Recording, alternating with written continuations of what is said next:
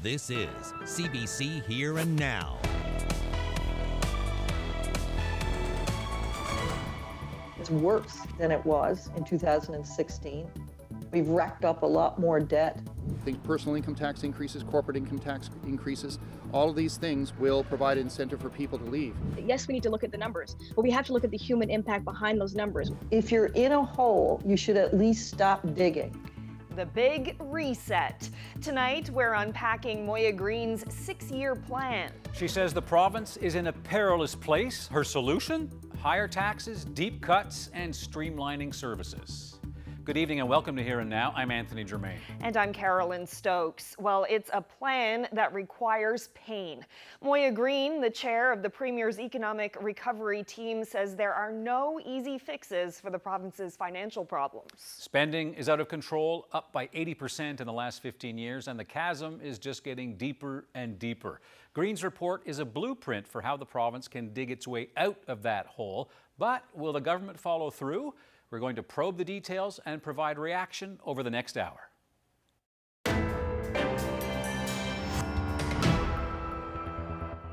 For many, these recommendations will be a bitter pill to swallow, with tax increases, major cuts to programs and spending. Let's begin with Here and Now's Peter Cowan. So Peter, give us the overview here. What is Moya Green recommending? Well, what she and the team are recommending here would in fact affect pretty much everyone in the province.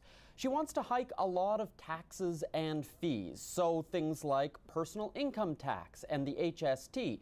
She wants to cut services with big cuts to healthcare and universities, as well as colleges. Then there are the things she wants to get government to get rid of altogether. The Liquor Corporation, she says they should look at selling that off. Nalcorp, that should be scrapped, she says. Both eye-raising recommendations. Now, what's the payoff for doing all of this? She says it's fixing a fiscal problem that isn't the result of the pandemic or Muskrat Falls. These are problems that we created and we need to solve. We can right the ship, but we have to face facts. We are in a time of unprecedented financial challenge of our own making, and it will get worse. The hole will get deeper if we do not begin year after year over the next 5 to 6 years to work toward a balanced budget. Now the payoff, she says, is a strong province that'll be an attractive place to live and work. But what she lays out here won't be easy for a lot of people, Anthony. Thank you, Peter. As Peter Cowan, we'll be going back to Peter to cover the Green Report today. Now, this report envisions the province returning to a balanced budget by around 2025, 2026 rather. But how does the government ever get there? Well, it's going to require some major reductions in the coming years. You heard Peter Cowan talking about it. Well, joining me now is Here Now's Terry Roberts. Terry, so how are we going to get there? Well, Anthony, let's just take the building behind me, that complex behind me. That's the Health Sciences Center here in St. John's. It costs taxpayers about nearly $1,000 every minute to operate that complex. Healthcare in this province, we spend nearly 40% of the budget. So you knew today that Moya Green was going to shine a spotlight on healthcare, and that she did. So how's this for a scenario? She's recommending, there are 4 regional health authorities in this province. She's recommending a cut of 25% to each of those authorities in their operating grants from the province. That's very dramatic. To me, one of the biggest things to take out of this today, because it would represent hundreds of millions of dollars taken out of the healthcare system. So obviously we wanted to know, how would you, Moya Green, justify such a dramatic cut? Because money is not the answer. If money was the answer, we'd have the best outcomes. We have to do different things, and we have to be more effective in what we do. I think we don't need 4 healthcare authorities in a province with 520,000 people. We can probably do a lot more with the technologies that are available. One advantage of this very difficult pandemic time has we've probably accelerated our use of virtual meeting platforms by 5, 6, 7 years. I think it's up to the health authorities themselves to figure out how best to manage within a financial envelope. Yeah, so 180. That's how many healthcare facilities are in this province. Moya Green, too many. She says it's too many. She didn't say which one should close or where, but she says that's too big of a footprint. Now, she didn't stop there. Pivot with me here, John. Right across the street, this is the St. John's campus of Memorial University. Every year, the province puts about $300 million plus into this university. Well, Moya Green and her team is recommending that the capital operating grant, the provincial grant to MUN and to the provincial college system, College of the North Atlantic, be slashed by 30% over the next 5 years. That's a dramatic cut as well. Now, also, there's the K-12 system. Moya Green said no cuts. She's not proposing any cuts to the K-12 system, but she says there's time for an overhaul of that system in order to prepare our young people today for a future that includes a high-tech society and a low-carbon economy that we're moving towards. So that's just some of the recommendations she had today.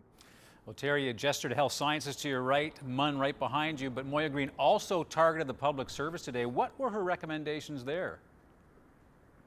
Well, once again, Anthony, no holes barred. She was quick to remind us that Newfoundland and Labrador, we have the largest public service in the country per capita, and she's just like the title of her report, the Big Reset. She says it's time for the provincial government to reset its relationship with the public sector unions in this province. Just listen to what she had to say on that. Given that public sector salaries and benefits are 41% of expenditures, it does seem to me that there is an opportunity for a good and productive discussion to be had. We've thought about things like salary freezes. We've thought about things like 4-day weeks. We've thought about things that don't need to be done in the public sector.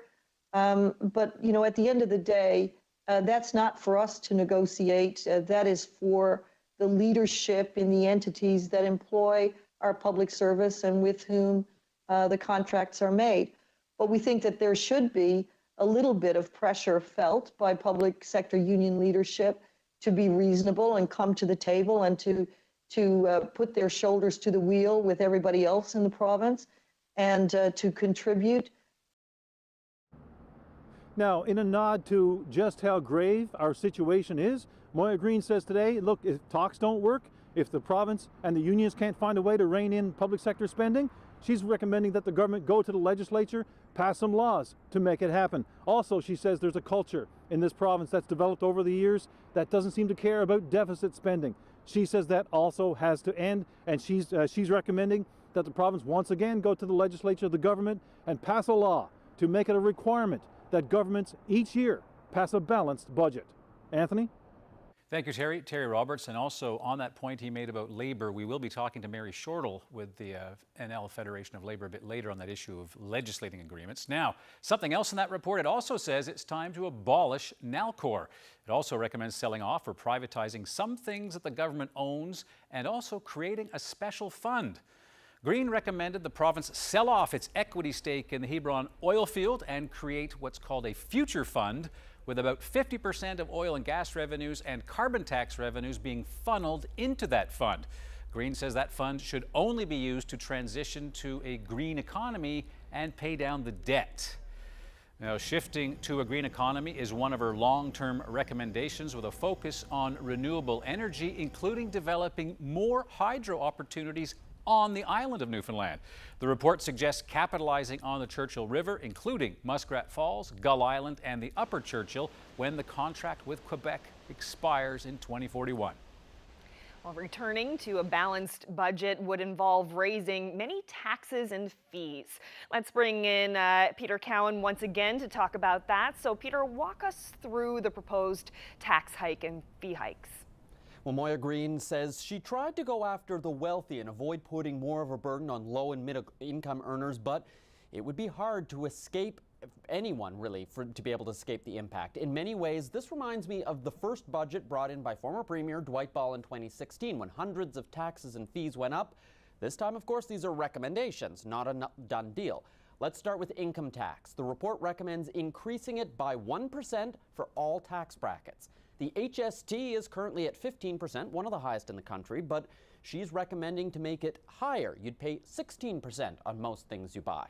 The report recommends taxing residents in unincorporated municipalities to cover things like services such as snow clearing, and if you have a second home in one of those areas, an additional tax on the value of that home if it's valued at more than $100,000. It would also be more expensive to smoke, an extra 5.5 cents on every cigarette, and more expensive to drive, adding 1.5 cents for every liter you put in your tank. Businesses would pay more too, with corporate taxes going up by 2%, and then comes new taxes that haven't been done in other provinces. The report is recommending looking at a wealth tax. So if you have assets worth more than $10 million, you'd pay a tax on those every year. Gifts and inheritance would also face taxes, and as we were talking about, taxes on second homes. What we've tried to do is to say, well, look, we've got to sadly ask the wealthy to contribute more, and it can't just be on the incomes of the middle class. And that is the reason why we have come up with these more creative approaches to make sure that the taxation system going forward is even more progressive than it is today.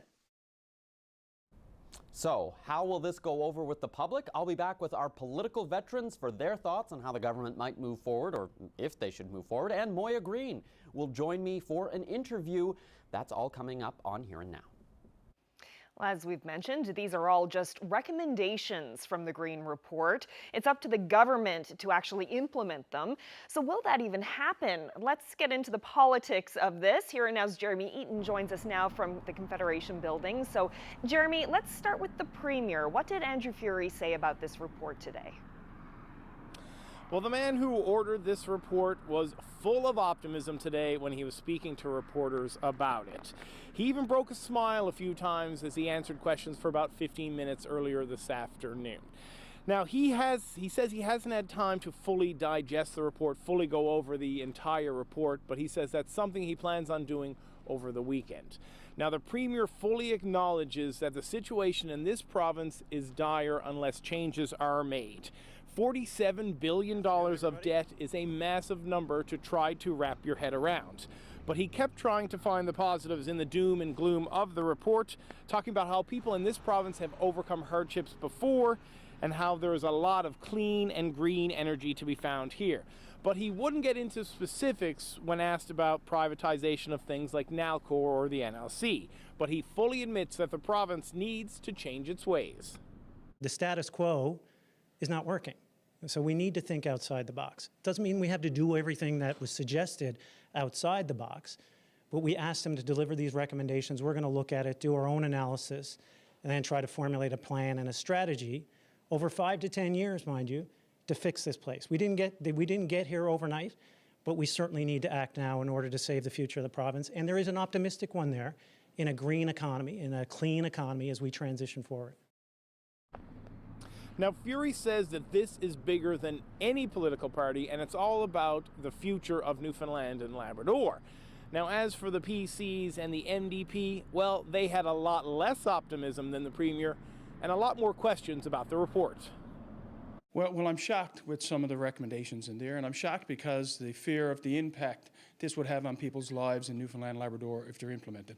This is not about asking Newfoundlanders and Labradorians to modify their lifestyle. In some cases here, it's asking them to give up their lifestyle with some of these recommendations. We're all living here. We know how people are struggling right now, and this report does not give a whole lot of hope for the future. The few young people that I've spoken to who have had the chance to briefly glance at it are not particularly impressed. So I have some grave concerns. So before the Premier has even read the full report, he now has to win over the other political parties. And then he has to go on a sales pitch to try to win over the people of the province to avoid the protests that happened back in 2016. Reporting live in St. John's, I'm Jeremy Eaton for Here and Now.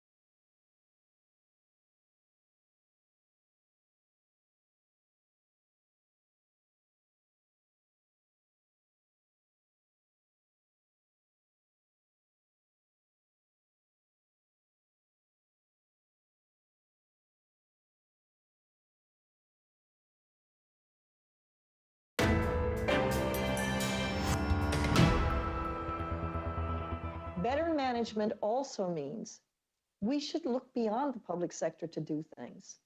The public sector does not have to do everything. Times have changed, needs have changed, and the ways of doing things should also change. Well, that's Moya Green with her thoughts on what's going to happen with unions in our province. Mary Shortle is president of the Newfoundland and Labrador Federation of Labor. So, Mary, you heard what she had to say as far as advice goes, that unions have to put their shoulder to the wheel and do their part like everybody else to get us out of this mess. What's your reaction? Well, I mean, there's a couple of reactions I have going through this whole report, and of course we have a lot to read since. One of them is it's kind of assumption that people don't understand how serious the debt and deficit is here, and that there's only two options, and one is to do exactly what they've said in this report, and the other option is to do nothing, and then we're going to fall off this fiscal cliff. I take exception to that, by the way, and you know, we've been talking about alternatives to dealing with the challenges of the debt and deficit, because everyone understands we have fiscal challenges. That's not the issue. I think the assumption that there's no other way of responding to them was a little insulting to the people in Newfoundland and Labrador, quite frankly, and you know, their response of, you know, you have to, cuts to the public sector, cuts to public services, privatize all the assets, even the ones that are going to be making money or that make money for the province. Right, but to her point, though, that spending has been out of whack, and governments keep saying we're spending more than we take in, and we've been doing this for a generation. I mean, that fundamental assumption, what's your problem with that? So they talked about that today. They talked about the fiscal challenges. They talk about the public sector union, you know, public spending out of control. And they had only certain solutions that they were going to do to that. One, they talked about selling off assets like the NLC, like Nalcor. They didn't even know how much those assets would bring in. That was just their go-to response. It's like typical austerity budgets. You can't cut your way out of a hole with an axe. You got to use a ladder and lift yourself up. So I guess their point, though, is we don't even have money for a ladder, right? Well, you know, like that's. Let's talk about that. I mean, the problem is we have a crisis of a deficit and debt that people are talking about. We also have a huge crisis of unemployment. It's the highest in Canada, and it's going to get worse. The public sector does not have. Is it just me, or was she suggesting that if the government can't come to terms with the labor sector or with organized labor, that it might have to legislate? That's exactly what she said, and that's also very presumptuous. I mean, the unions haven't even sat down and talked about this. This is an announcement that's. This was a group of people who are, you know, heavy-handed business representatives, right? Who sat down and put together a set of very strict recommendations. There didn't seem to be a lot of consideration in what I heard today given to any alternative points of view around growing the economy, or any people who have specific issues. An example, the unemployed. I don't think people are going to come here and want to live in Newfoundland and Labrador just because the budget's balanced in a 6-year program. All right, Mary Shortle, appreciate your time. I suspect we'll be talking again. I suspect we will. Thank you very much. You're welcome.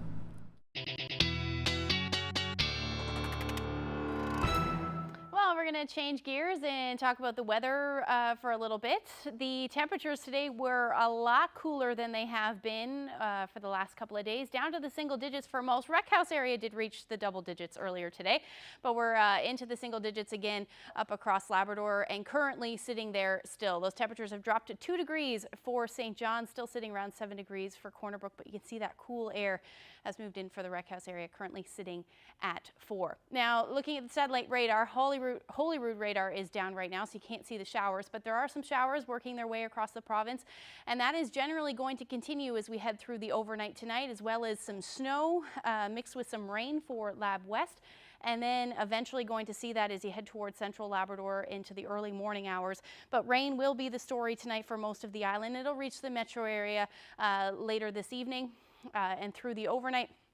Some of the higher elevations may see some rain in the mix, some flurries in the mix as well. Temperatures tonight will be hovering somewhere between 2 to 3 degrees. Not a whole lot of wind to speak of. Easterlies or northeasterlies about 20 to 40 kilometers per hour. But areas through Lab West will pick up a couple centimeters by the time tomorrow morning rolls around, and then some flurries for Nain as well. So you'll probably see a few centimeters by tomorrow morning. Heading through tomorrow afternoon, that rain or drizzle will continue for most of the island, and then the showers and or flurries will continue for western Labrador and then move a little bit further north as we head into the evening hours and the overnight hours as we head towards the coastal areas of Labrador. And as far as temperatures go tomorrow, they're going to stay cool again, anywhere from 4 to 7 degrees across the island. Winds again, not a whole lot to speak of. In the morning, they'll be a little brisk, 20 to 30 kilometers per hour on the west coast, and they should ease as we head through the afternoon. And then as far as Labrador goes, not a whole lot of rain, not a whole lot of wind for you either. However, that snow will continue for Lab West, and then either flurries or drizzle for coastal areas of the island of Labrador. As we head into Saturday, see a little bit of bump in those temperatures, but the next weather maker moves in, and this will change things over to rain through most of the afternoon on Saturday, and that will generally continue as we head through the day on Sunday as well. Mother's Day looking a little bit rainy for most of us.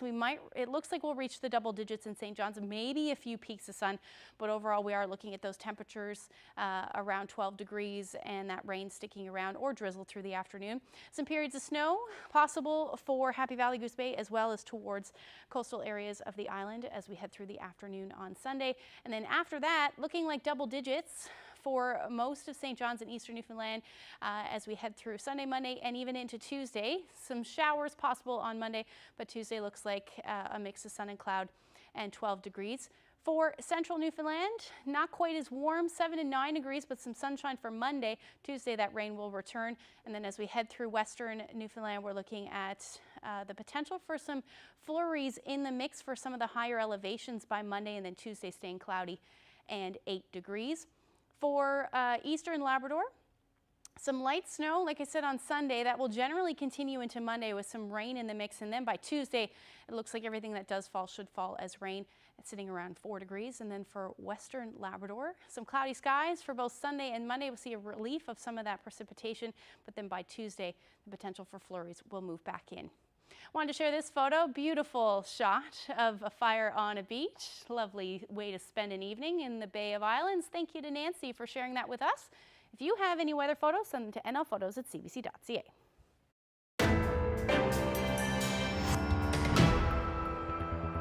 Well, the eyes of the business community certainly focused on what Moya Greene had to say. Richard Alexander is the Executive Director with the Employers Council of Newfoundland and Labrador. Richard, you've been on here now many times. We've talked about government spending, whether it's a red government or a blue government, always a problem. What's your sense of what Moya Greene had to say? The main message that she was giving was that our future is in jeopardy. We have a $47 billion hole, and we cannot realize our potential unless government deals with the spending problem. We have had a spending problem for more than a decade. There's a lot of doom and gloom out there in the public, and people know that something needs to be done. And we can change that doom and gloom and give hope and optimism for the people of Newfoundland and Labrador if government actions the spending reforms, reforming how government delivers programs and services, and making them stable and affordable for the people of the province. But without that action, it's just going to be more doom and gloom. Our income tax is going to go up, sales tax is going to go up, fees are going to go up. How is that going to reduce the doom and gloom? I mean, it doesn't have exactly a rosy future. Yeah, we're one of the highest tax jurisdictions in Canada right now. You know, the spending problem is massive. It's $47 billion. That's the hole we have to dig ourselves out of. Things like, you know, increasing of the gas tax, making it more expensive for people to fill up at the pumps. Things, personal income tax increases, corporate income tax increases. All of these things will provide incentive for people to leave. So we recognize that the burden of this massive debt that we have has to be borne by everybody. But people need to recognize that we are here not because of a revenue problem, we are here because of a spending problem. And before government starts taking more money out of the hardworking or out of the wallets of hardworking Newfoundlanders and Labradorians, they need to demonstrate clearly that they are serious about and take action to deal with the spending problem, because that was what they said they were going to do in 2016, increase taxes by $1 billion, said they were going to do the spending reductions, never did, and here we are in 2021 in a worse place than we were. Any concerns that this will all be watered down in the end, that the public is going to come out and say, we can't do this, we can't do that? Because, you know, it's, as I've said before, everybody wants to go to heaven, but nobody wants to die, right? It's sort of, we'll just phase this kind of stuff out, and we'll kill all these in consultation. Newfoundlanders and Labradorians are not stupid. We've done public opinion polling that shows 85% of the public believe strongly that government needs to develop a plan to fix our spending problem. We've been consulting on this since before 2016. A bit of consultation is fine, but our concern And my concern is consultation is going to be used as a tool to delay. The government did that before. They've delayed. They created the Roadmap to Prosperity in 2017, which has Siobhan Cody's name on it. Right? Whatever happened to that report? So we haven't taken action. The problem has gotten worse. We need our government, we need the people of the province to put pressure on our MHAs and on our elected officials to say, guys, enough is enough. You are elected to deal with the biggest problems facing this province, and right now we have a $47 billion hole. It is your job to fix it, and we're going to hold you to account. Richard Alexander, thank you very much. My pleasure, thank you.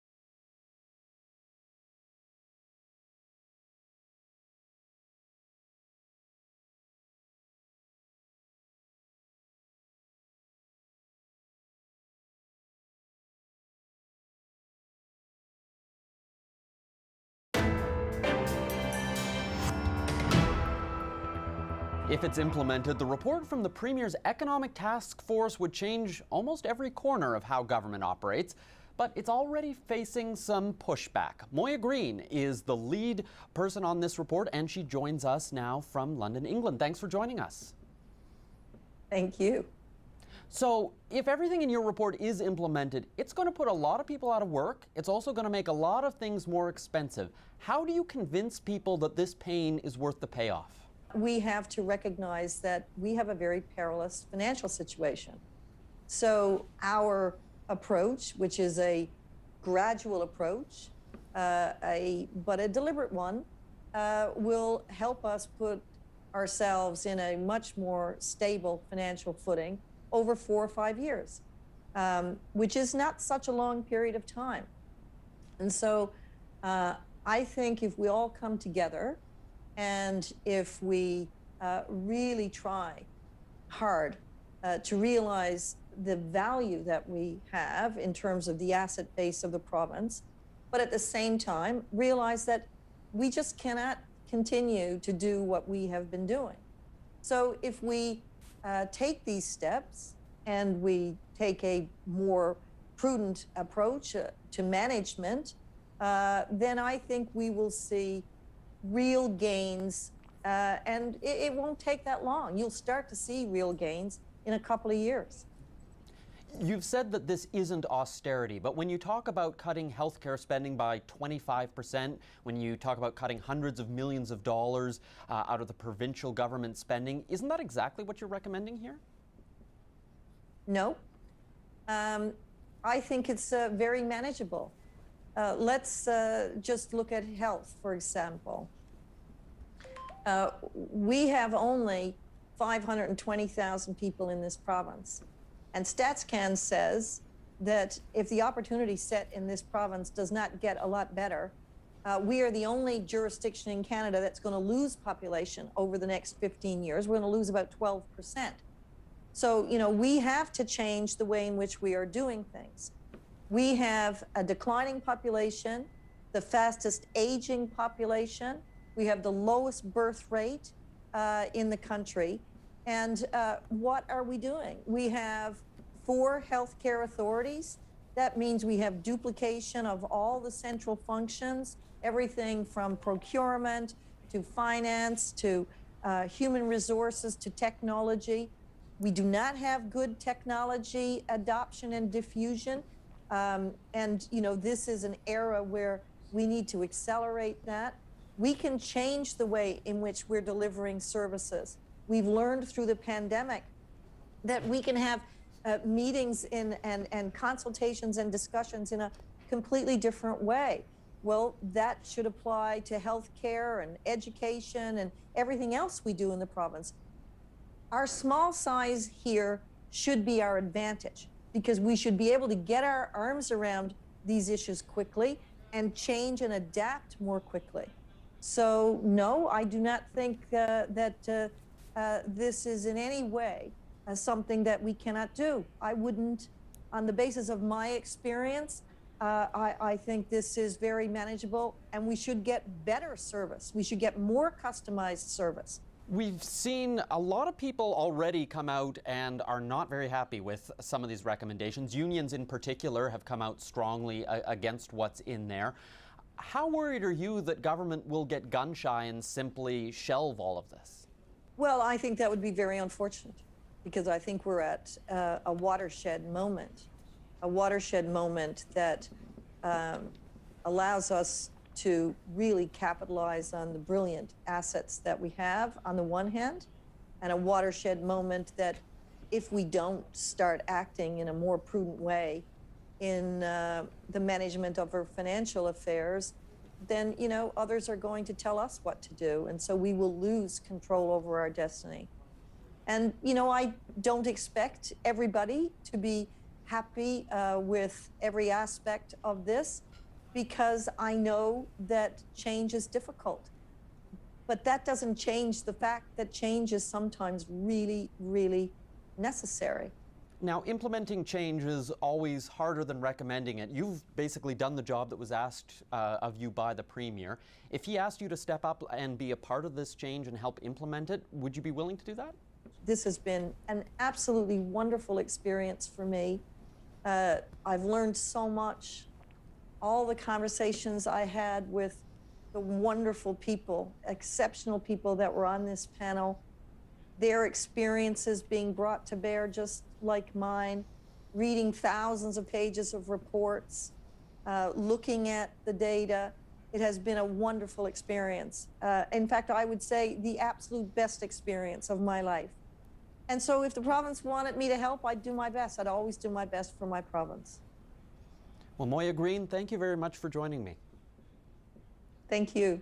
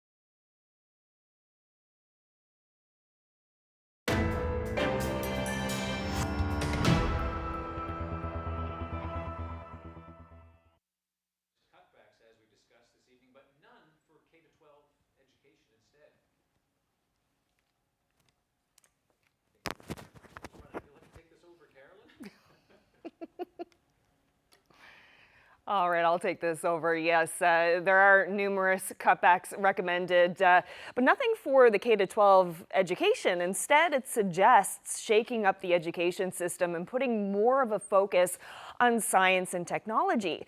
Seeing potential in the tech sector, Green recommends a small business tax incentive for new startup companies and better, more supportive regulatory measures for the tech sector.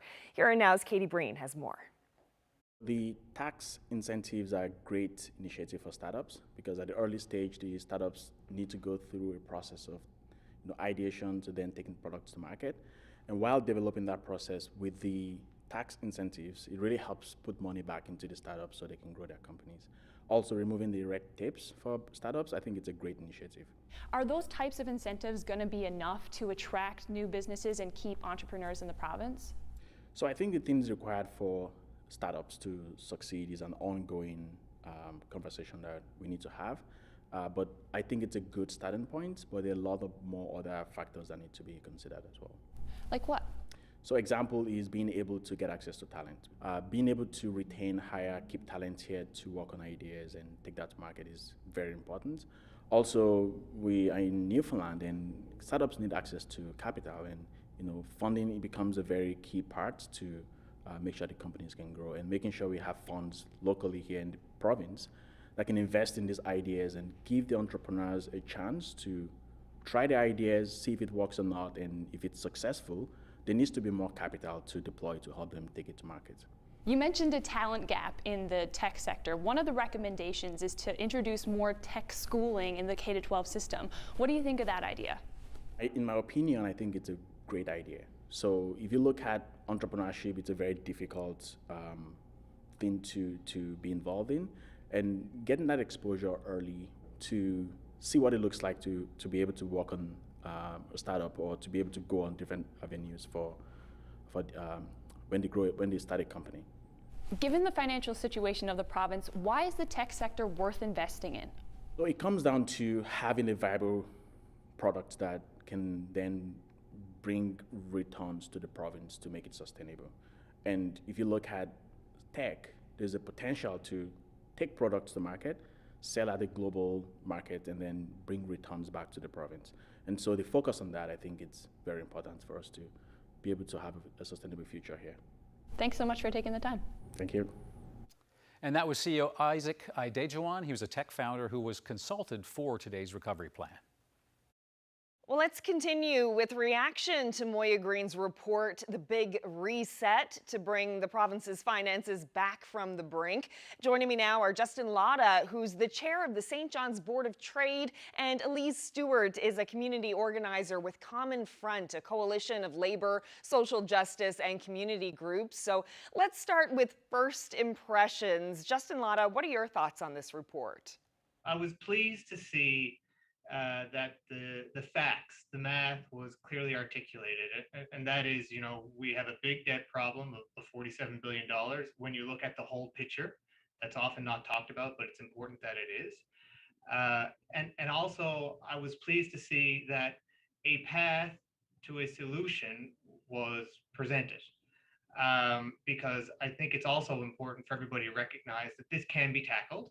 It will take choices that not everybody and most people will have there'll be elements of those choices that most people won't like, but it can be dealt with. It's really important that everybody recognize that we need to listen to what's put forward, we need to debate it, but we need to come together and recognize everybody in this province is going to have to give up something to make this better. When we talk about hard decisions and things that are going to have to change, we're going to have to work together. That's the hammer's not coming down on a lot of groups that are going to be able to move forward with this sort of proposal.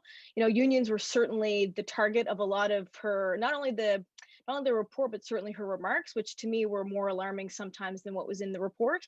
So, we have a huge problem. We have a huge fiscal reality that we're going to face. And certainly I think there are some ways that we're going to be able to work together, but alienating workers is not the way to do that. And this report honestly made me, I'm feeling pretty sick to my stomach about what was put in that report. In those 300 pages, there was a lot of groups that were targeted, and we have a huge poverty problem that didn't seem to be addressed. There are a bunch of issues in this province, and Elise mentioned poverty, and she's right. But right now, we don't have the resources to be able to deal with it. A few months ago, we couldn't make government payroll, and that may have been escalated by COVID-19, but it wasn't precipitated by COVID-19. Moya Greene is proposing what she calls old-fashioned, live within your means economics. You know, balancing the books is the ultimate goal, but to do that, it will become more expensive to live and to do business in the province.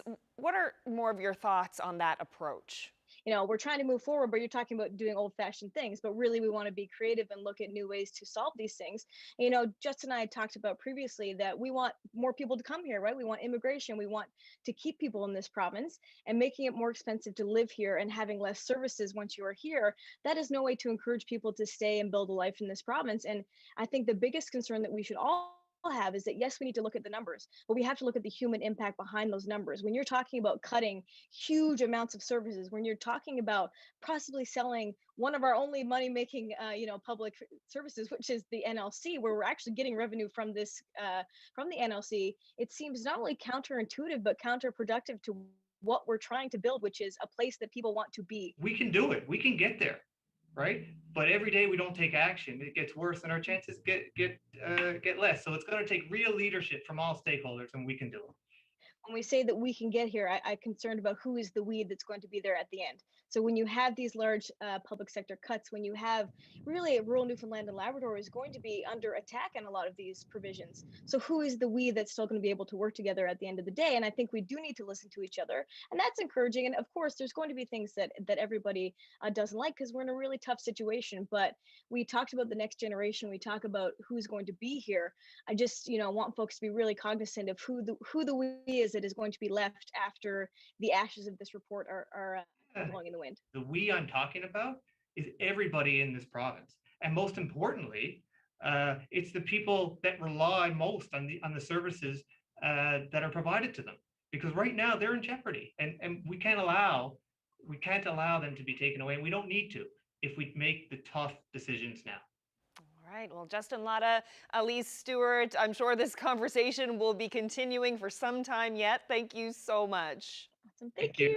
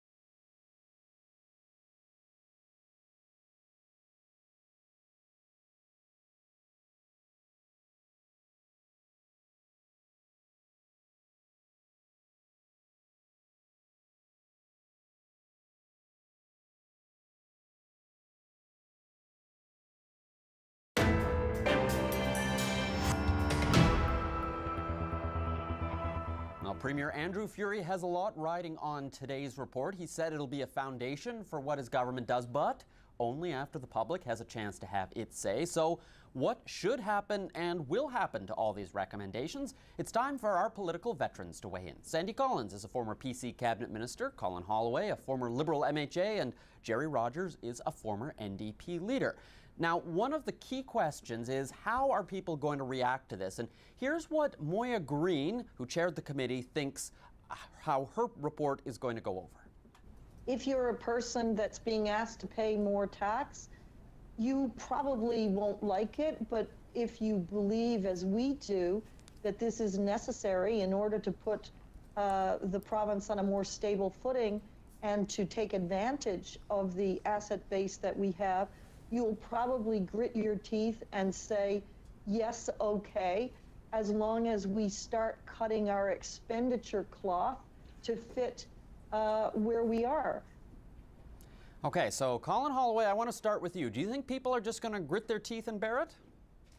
Oh, you know, if you look at the report, I mean, I think it starts to inform on the big picture of really what's going on in this province and what's been going on for the last, 13 plus years, I think, as indicated in the report. But, some of the things I think are achievable, but other things like, raising personal income tax, raising sales tax, the tax on gas, for families that have been struggling for going into a second year because of the pandemic, and people aren't working. I listened to an economist yesterday who said that, there's a percentage of the population right now that are overexpending 25% to meet their daily needs and to pay their expenses. So increasing taxes to people who don't have, full-time employment because of the pandemic, I think they're going to be a major outcry and they're going to struggle. So the quick answer then is no, I don't think people are going to say we're going to grit our teeth and we're going to do our part. They just won't know how to be able to absorb these increases. So, Sandy, I want to ask you, we saw with the last Premier, Dwight Ball, when he came to power, he had that big budget which did not go over very well at all. It increased taxes like we're seeing recommended here. Do you think that this will go over any better than that budget did? I don't think so. And there's really, while I think I can speak for everyone and say we're happy to see the Green Report released, there's nothing new and exciting in there. Not a whole lot of creativity from what I've read. If we were to look over the past 30 years, or at least since the Royal Commission was done by Dr. Doug House, if we were to lay all the reports end to end, we'd probably stretch it from the Confederation Building to the Port of Basque Ferry Terminal. What has been done with those reports? Very little. So again, we haven't achieved anything by these recommendations being released today. It's all about the appetite of the Premier and the government and the opposition to work with them to have those adopted. So I'm really hoping to see what comes out in the days to come, because as of right now, I've seen very little besides tax and cut, and I don't think anyone has an appetite for just simply that. Sandy, if I could just jump in for a second, like after 2016, and we knew going into 2019 election, there were a number of seats that were lost because people never forgot what happened in 2016. And Dame Green talks about the political will. Is there political will to enact these recommendations? The public didn't accept it in 2019, and we're only 2 years later. So I think they're going to struggle with a lot of the recommendations that are put forward here. 100%. Jerry Rogers, we've already seen that unions have come out very strongly against this, because a lot of what they're recommending here, we've been talking about the tax side of things, but there's also a lot of cuts here. Do you think that's going to make it difficult for this to go any further? I think, when I first started reading the report and hearing Dame Green's introduction, and also some of the great people that were on the panel, and I'd like to thank them for their work. I was suckered. I have to tell you, I was suckered. I thought, wow, this is a brave new world here. How exciting. The reimagining government and governance, transition to green economy, focus on technology and skills, development and supporting seniors, and improving finances through tax increases. I thought, wow, this is not going where I thought it was. And then when you look at the details, like pushing public sector jobs into the private sector or the nonprofit sector, what does that mean? That means people have no pensions. That means people have no benefits. That means people have shorter work hours and less pay. And then looking at what there are so many contradictions, encouraging people, seniors, to stay in their homes, yet they're cutting Newfoundland and Labrador housing, saying that what's really important is a world-class education system, and yet accessible to all, and yet 30% reduction in the operating costs of Memorial and our colleges, and raising tuition. The contradictions are incredible. So once you kind of peek behind the screen and see what it means in the day-to-day living of our people who are already struggling so much, I tell you, if I was a young person, I'd be heading to Port aux Basques right now and getting on that ferry. It's going to be an interesting discussion. I'm sure it's going to continue in the public, and we'll continue it in the weeks ahead with you guys as well. I appreciate all three of you for joining me and sharing your first thoughts on this report. Thank you, Peter. Thanks, Peter. Well, no doubt much more to be said, but before we say goodnight, going to shift briefly to the COVID-19 situation. 6 new cases in the province today, including 1 aboard that ship anchored in Conception Bay. So this brings the total number of active cases in the province to 58. Today's cases span all 4 health regions. We have 2 new cases in Eastern. 1 is related to travel within Canada, and the other is a close contact of a previous case. There's 1 case in Labrador-Grenfell involving international travel, and there's 1 case in the central region also related to travel within Canada. There's also a case in the western region, and that case is under investigation as well. So as I mentioned, no doubt in the time to come, we're going to have a lot more to cover as the days go by, I'd say. What do you think, Carol? Do you think we're done with this? We are so not done with this. This is going to be something we're going to be talking about for a while, I would say, because there's still the consultations yet to come. My goodness, it's going to be a big topic going forward. And budget, which is not supposed to be linked to this. There'll be lots of questions about that, no doubt, in the coming days. Right around the corner. But busy day, an important one, and appreciate you watching. Good night, everyone. Good night.